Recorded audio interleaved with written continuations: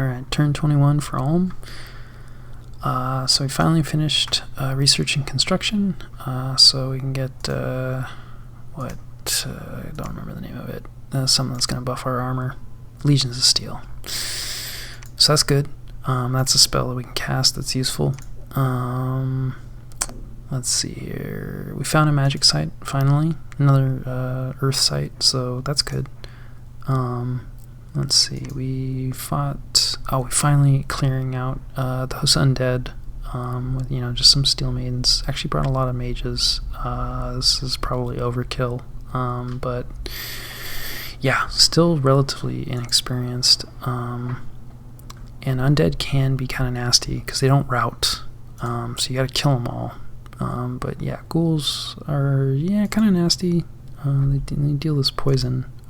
So the mages here are also priests. They're probably gonna banish. So just blessing themselves, doing a little stone skin. Eagle eyes, they have higher precision now. So they'll be more likely to hit with their spells. +5. Wow, I didn't actually realize it was that high. That's really nice. Because their basic precision is, only 10. So that's a pretty big buff. And friendly fire is definitely a big deal. Now, banishment, it doesn't matter, because banishment won't hurt, normal human troops, just undead. So, yeah. So, yeah, the banishment coming down, even with the precision, I'm still getting some misses. Although, no, they're getting some hits. So, yeah, our banishment also does the earth meld effect on undead. So, because we have the earth banishment, which is just tied to the highest magic skill, your pretender. So since our god has high earth skills, high earth paths, we have the earth banishment and the earth smite. It's pretty good. Yeah, I like it. It's definitely a solid banishment. So yeah, between the banishment and our maidens, definitely cleaning up pretty effectively here. Yeah, didn't lose anybody. Definitely took some damage. So yeah, maybe could have not brought so many mages, gotten more research, but at the same token, we didn't lose any troops, which is nice because we're going to need those. Okay, so we won in a fight here. Let's take a look at this. It looks like it was not a clean win. So this was this army, and he decided to attack, it looks like. Attack us in that province, which is good news.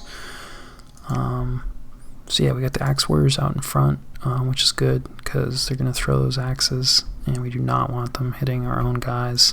And then we have the archers right behind them, which is good. We want the archers out there because they suck and they like killing our own guys. So the sooner that the archers can get in there and start shooting, also if they can, these guys, they have no protection. So you never know. I mean, archers aren't useless. If they can pick up like a random, if this guy catches an arrow, he only has 7 health, and no protection. So he catches an arrow, he's dead. Assuming he hasn't made himself ethereal, which he's probably working on. But, you never know. You might get an arrow in there. We got some province defense, the ubiquitous militia who are just there to distract and die. And then we just got a line of the steel maidens. Just that's what we got. And we got our god. Well, we have a few casters. They are probably casting Legions of Steel, hopefully, maybe. So yeah, body ethereal's going down over here. So these monkeys are probably a heck of a lot harder to kill. Although they didn't actually cast it on themselves. They're selflessly cast it on the sacreds, which is probably better for him on the long run, but still means we might pick up somebody with an arrow. Fingers crossed. Somebody got hit by an arrow, but yeah, I don't know. Didn't deal enough damage. And yeah, now our archers are shooting at these guys, so unlikely to pick up more of those, any of those casters with arrows, unfortunately. Not sure what our pretender is doing. Looks like buffing themselves. They got, regeneration, which would have been nice a long time ago, but we got it now, and it's on them. So that's gonna help. Not sure what this guy's doing.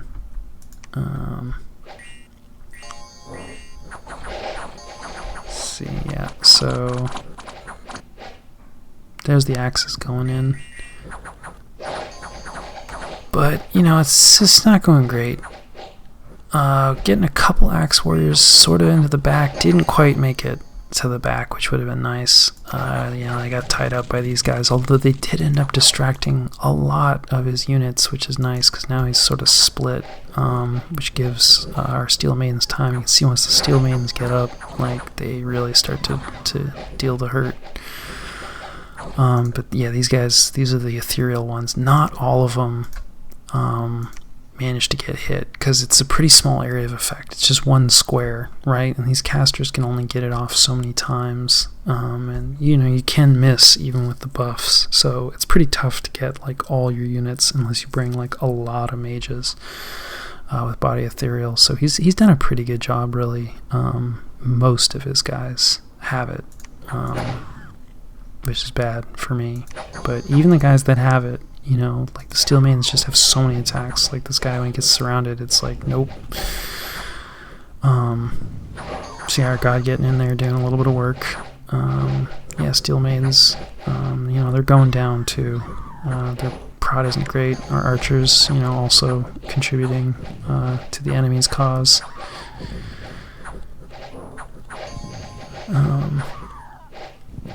So yeah, and then of course, like, you know, they're getting the fate weaving as well. Oh shit, and this guy's getting lucky. Yeah, so that's another thing that the astral mages can cast, is luck. And so, yeah, what does it do?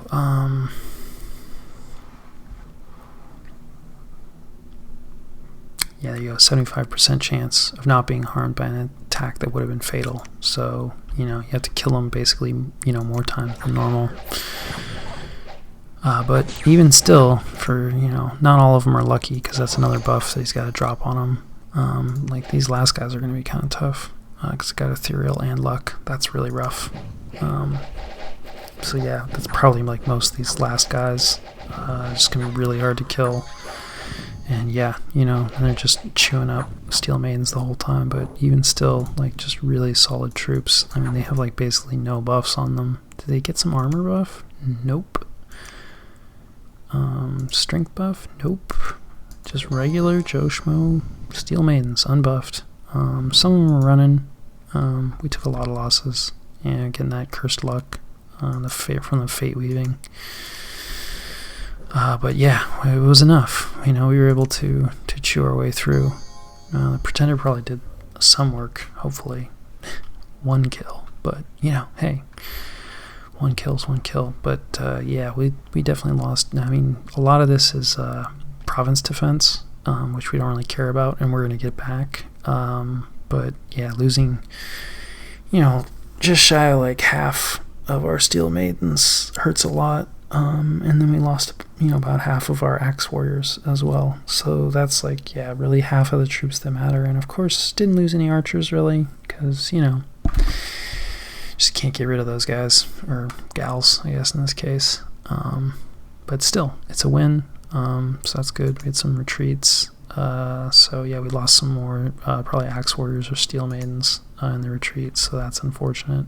But we did split off some troops to capture the other province. Yeah, this is a bigger battle between the bird guys, Kalem and but yeah, not really actually a massive battle, but still we can kind of see some of what Kalem is bringing. So yeah, you can see this is a serious army here.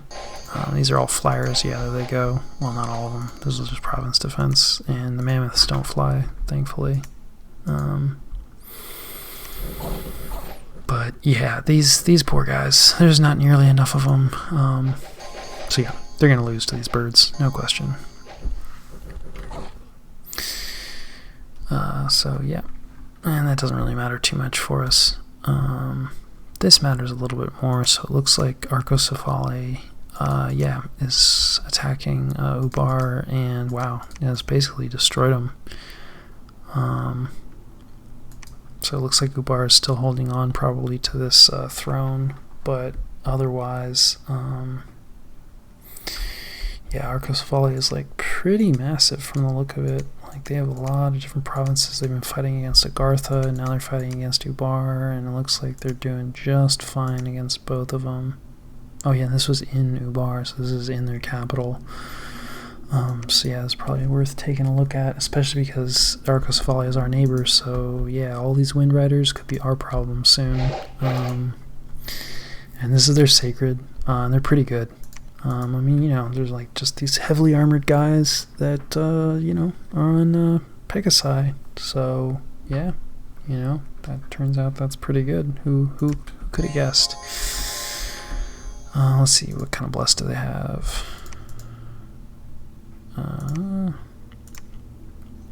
Magic weapons. Yep, you see that a lot. Some cold resistance, which is interesting. Usually if people just go one resistance, it's shock resistance, so not really sure why he's worried about cold specifically, but it doesn't hurt. Some defense, which is good, especially on cavalry, which these guys count as, because cavalry, they get less harass penalties, and they tend to have high defense skill anyway. So, you know, if you're getting surrounded and attacked a bunch in one turn, you end up getting a penalty, a pretty hefty penalty to your defense. It just makes it easier to land hits on you. But cavalry just don't get as much harassment bonus or penalty. And then they also just naturally tend to have like a good stat line. So yeah, I mean, just basic, they have 14 defense, which is decent. They're wearing really heavy armor that reduces your defense as well. But yeah, then with the bless, oh, and then from the shield as well. So yeah, so they're getting, you know, 20 defense, which is really good. A little bit of magic resistance, that never hurts. And then Undying 6, which is more temporary hit points. So if they die, they basically have 20 hit points for the battle. So if they go down to 0, they get to keep fighting to -6, but they'll die at the end of the battle. You know, if they go down to 0, even if they didn't like die on the battlefield with the undying health. So it's still really useful. Got some Jin over here. Not much really. And this is in Ubar, so like this is, yeah, pretty much curtains for them, because this is their capital and it's being assaulted. And that said, like, you know, flying units are great for assaulting forts, because yeah, they don't really care so much about the walls. They're just gonna fly right over. So these guys casting some fire shield on themselves, yeah, which is good. They don't have any fire resistance. The Jin taking off. They're gonna get in there first, maybe. Nope. It looks like they went up and down at the same time, so they just sort of landed all around. Looks like the Wind Riders erased all the mages, so that fire shield didn't matter at all because, you know, a crap ton of Pegasi just came flying in from the sky and drove a bunch of lances through them, so yeah. But the Jin are still here, although I don't know if there's any commanders left. I think one of the Jin is a commander. We'll see. It's not going to matter too much, though. Especially, too, because this is one place where the magic weapons definitely matters. Because these Jin are just naturally, I think, ethereal. So normally that would be a huge problem, as, you know, we've seen with the Steel Maidens with just regular short swords. But, you know, these guys have magic weapons, so they don't care about ethereal. So they're going to do much better. Yeah, really clean these guys up with no problem at all, which is probably why they're assaulting Ubar's capital. So yeah, Ubar is in trouble. That's bad for me, because Arcosophala is one of my neighbors. So yeah, and this war is probably winding down, whereas mine is not. Somebody claimed the throne of Gaia. This just causes a lot of attacks, like independent attacks. So, but we defeated him. I just happen to have some axe warriors here, which is good. I'm probably recruiting them. Yeah, axe warriors are they're just good. So it's lucky that they were there. Let's see, I think we were attacked somewhere else too. This wasn't a very big attack, so no axe warriors. This is the governor who was worried about attacks. Well, yep, thanks again, governor. Is really paying off for us. So yeah, those are the battles. Yeah, there you go. So Bar is out. They're done completely. So this is actually legitimately an independent province now. Probably undefended. So it's basically Arcoscephali's throne now, assuming that he doesn't start fighting Maverni with all the Boar warriors who are no doubt also interested in this. So yeah, fingers crossed they start fighting each other. That'd be good news. The only good thing for me is that don't actually have much of a border with Arcoscephali. In fact, it looks like Niflheim has attacked them. I missed that, which is good, right? So now 2 of my neighbors are fighting each other, which is like best case scenario, because I could, assuming, if I had my shit together and actually closed out this war, I would kind of have my pick of like who I wanted to attack. So like I could maybe backstab, or not backstab because I don't have any treaties or anything with Niflheim, but I could just attack him, while he's busy trying to attack Arcoscephali. But I do not have my shit together, and I am still trying to close out this war.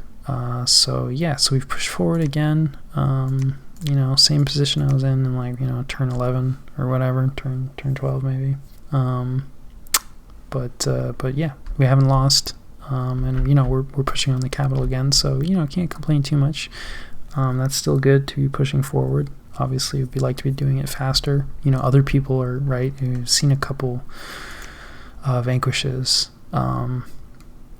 pretenders of the world, right? So we got this guy's defeated. This guy's basically defeated. Sometimes when people are doing really poorly and about to be done, they'll just go AI and let the AI take over and stop playing. So this guy's basically defeated. So I mean, other people are closing out their wars, because like everybody that's defeated represents like somebody that has 2 capitals now, right? And again, capitals are a big deal, and they probably got more than just a capital. So there's at least a couple factions out there that are now significantly larger, maybe up to 2 times larger than I am.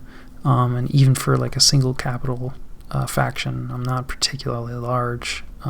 This is a smaller map, so everybody's a little bit smaller, but yeah, still it's, research just still absolute garbage. Not really. Oh yeah, we moved out. Just, yeah, way too many mages. Yeah, and this was just for a bunch of banishment. But yeah, that was definitely overkill. So yeah, but got the win on it. So yeah, that's turn 21. Alright, Golem, turn 22. Found another magic site, and earth site, so that's good. We can use that. Yeah, just a real rainbow of different faction flags here. We saw a lot of different battles. I don't think we've seen these 2 factions yet. So yeah, these are the like death elves. They're pretty good. Also these guys, which I don't know, bat people, frog people. I don't really know. They're kind of a weird faction. Yep, they can get scorpions as well, because sure, why not? They're kind of nasty too. They do, I think, yeah, poison. I don't know, death poison. Sounds bad. So yeah, this is just province defense. So you're not going to be able to stop those scorpions. We had a battle. Let's take a look at this. This is in the cave. Looks like we're just moving out and raiding. Yeah, and he just has like a little bit of province defense and some leftovers probably from that army that we beat before. So yep, we win that, no problem. It looks like Kalem, the bird people, they're fighting Pangea, which is another faction that we haven't really seen yet. So yeah, Pangea is kind of also Greek mythology, but all nature, so minotaurs, like centaurs, stuff like that. But yeah, again, not really a real battle. And these guys are pretty far away, so probably doesn't matter too much for us. This is more interesting for us, Agartha and Arcoscephali, so they've been fighting for a little while. So we'll see if this is a serious battle. Not really. Yeah, some more of that Mind Blast coming out. And then these are some of the Garth's summons, who are pretty nasty. Yeah, they have a lot of fire going on. Not a lot of protection, so didn't take a lot of attrition with them. But yeah, they'll be able to clean up this province defense, no problem. So, yep. And then Arcus Folly getting their province back from, independence. It's kind of a constant struggle in Dominions. We had another battle in a different cave. Okay, yeah, Underdark and Underspring. Let's see.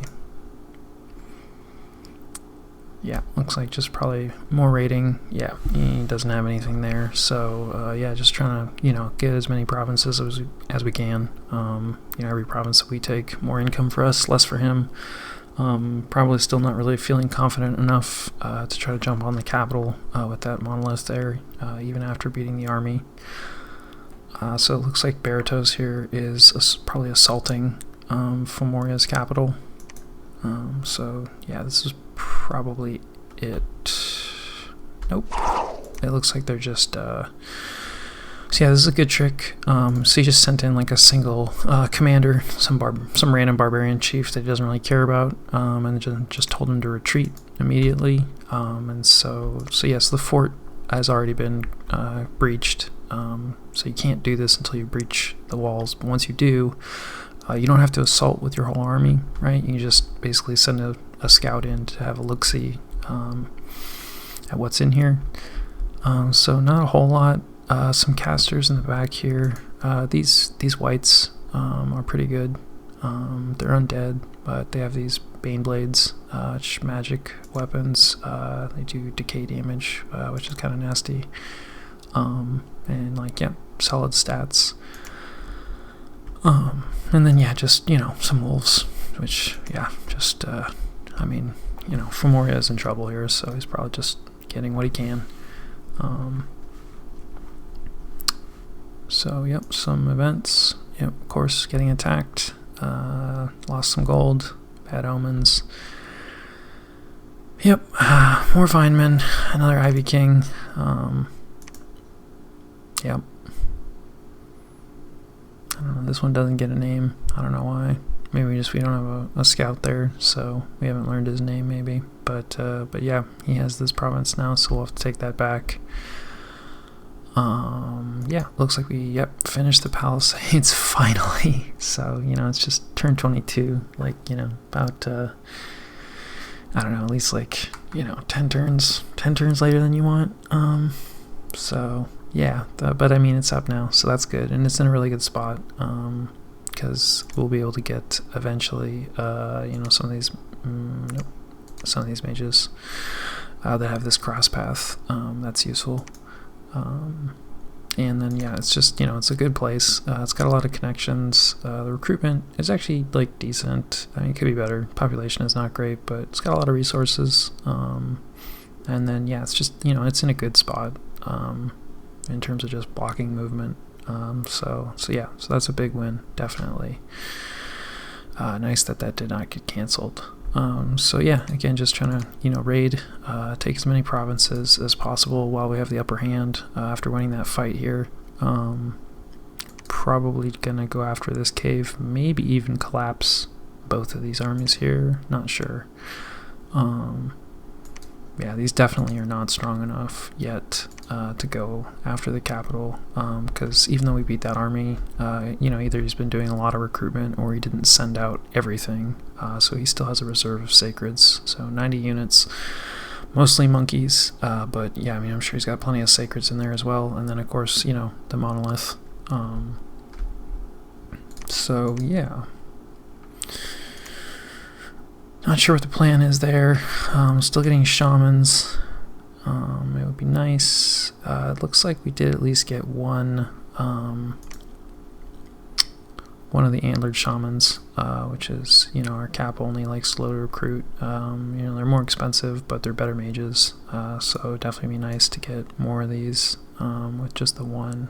Yeah, the more of these the better. But yeah, we still only we can only recruit mages in one place. So once this gets up and running and producing mages, then yeah, we'll maybe have a little more luxury to switch over to the capital only, like slower to recruit mages. So yeah, still recruiting some axe warriors. So that's good. And then yeah, it looks like more steel maidens, which we'll definitely need to replace. We took a lot of losses, fighting this army here. But yeah, still like nothing really. Oh yeah, here you go. Looks like this is the plan for the monolith. So yeah, I've got a couple of these warrior chiefs, who are just our commanders. They can lead troops, which is normally like all they're doing. But their stats are not terrible for a human. 14 attack, 14 defense. Not bad. 13 protection. Better than average hit points for a human anyway. So yeah, we've given them some gear. We've made some great swords of sharpness, which is just really high damage weapon, and it's magic damage. And then we've given them also some boots of giant strength, so just more damage. Right, we just need like as much damage as possible to have a hope of killing that monolith. So yeah, we've only got 3 of them. This guy's got a little bit more extra gear, just to try to give him a little more protection for some more survivability. But yeah, I don't know, 18 is, it's okay, but it's still not great. So honestly, I don't even know if it's worth it. But at least these items are cheaper for Ulm. So I don't know if we have a we have a hammer at least. So yeah, these are really important, these dwarven hammers. If you want to make gear, you want to get these because they reduce the item cost for whatever you're making, like same as the warrior smiths. So yeah, so this guy's got a bonus of 3 now.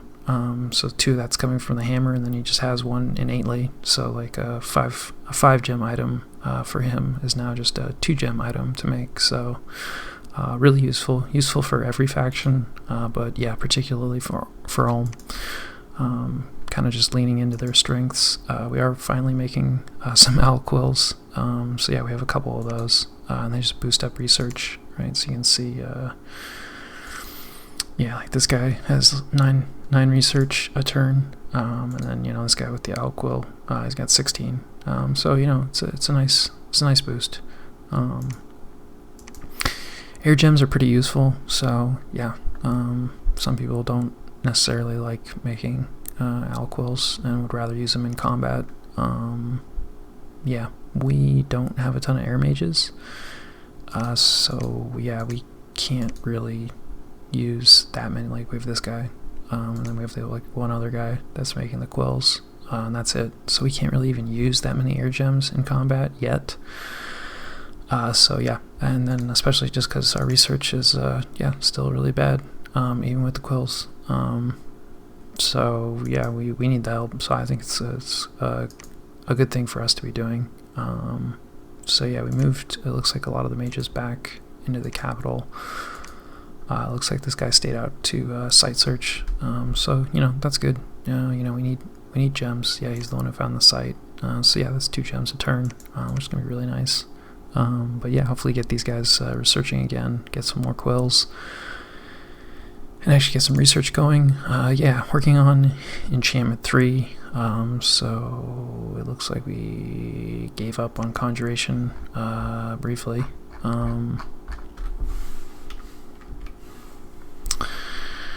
Yeah, that kind of always hurts. There's nothing really at conjuration 1 that we want. So I think it's just, it's going to take too long to get to 3. And yeah, enchantment 3 is strength of giants, which is a buff, a pretty wide area buff to strength. So probably we're just closer to that, right? Because to get to conjuration 3, we need to go through conjuration 1, conjuration 2, and then also conjuration 3. We were already at enchantment 2 because we're trying to get that personal regeneration. So yeah, we'll be able to use that strength of giants to try to buff up our Steel Maiden strength, which should help against the monolith, and maybe also buff these guys' strength. I'm not sure if it stacks with the boots. Probably, I think.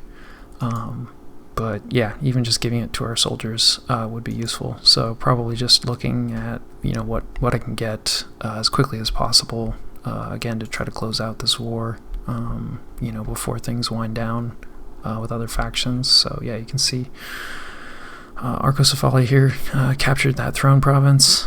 No surprise there. Yeah, so yeah, it looks like Agartha is still in trouble. They managed to raid out a little bit, but yeah. And then this is that faction that went AI, and so you can see, it doesn't look like, that's bad. They're under siege, so makes sense. But yeah, anyway, the more time we take finishing this off, the more likely we're going to get attacked. So, going for that research that's hopefully going to help us as quickly as possible so we can make this attack sooner rather than later. So yeah, that's turn 22. Alright, turn 23 for Ulm. So yeah, we got enchantment. So yeah, that's the advantage of switching over research to something you're closer. So it's going to be something we can use like right away. More throne claims. So yep. Yeah, some more battles here. Let's see. Most of this. This is relevant, definitely. But yeah, we can take a look at these other guys. So yeah, Pangea and Kalem fighting. It's just province defense. It looks like just raiding back and forth. Yeah, not too interesting. Let's see. Helheim is fighting Mictlan, who we have not seen yet. I believe these guys are like Aztec-based mythology. But yeah, just province defense. These Valkyries are one of the sacreds that Helheim gets, and yeah, they're decent. They have flying, glamour, which makes them harder to hit. So anyway, yeah, hopefully we won't have to worry about those, but yeah, we'll see. And then yeah, this is nice, I think, probably, hopefully. So these are our neighbors, Maverni and Arcocephali, fighting each other, it looks like. Not really much of a battle, just some province defense. And yeah, looks like, the Boar Warriors, they just keep on rolling. So yeah, I'm sure they're going to have no problem with this. But that's good news, because now we have some other neighbors of ours that are fighting. Bad news for Arcocephali, because I think they're already getting attacked by Niflheim. So they're getting that 2v1 that I've been dreading.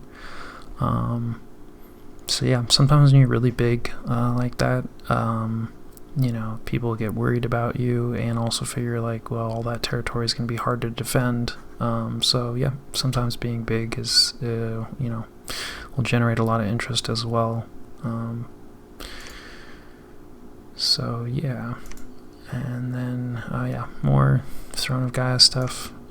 So yeah, we don't get attacked, so that's cool. So some other people getting attacked by imps, an enchantress, I guess. Oh, they attacked our enemy, so that's cool. And then yeah, we lost another scout. They're discovered. It looks like he was patrolling with his monolith and his sacreds. So yeah, this is kind of the disaster scenario that we want to avoid. Yeah, he gets all his province defense, and this isn't like too costly for him, because I mean the monolith, it's got good research, so losing a turn of that definitely hurts a bit. But he's only patrolling with the monolith. He didn't bring out a bunch of his mages, so they're all still researching. So yeah, but anyway, this is probably something like this is what we'd be up against if we attack the capital. And so yeah, we got to try to figure out, hopefully our guys with those great swords will be enough against this. Yeah, he's buffing himself with body ethereal, but again, with those magic great swords, we'll be able to get through that. It'll still be tough for our maidens, but yeah.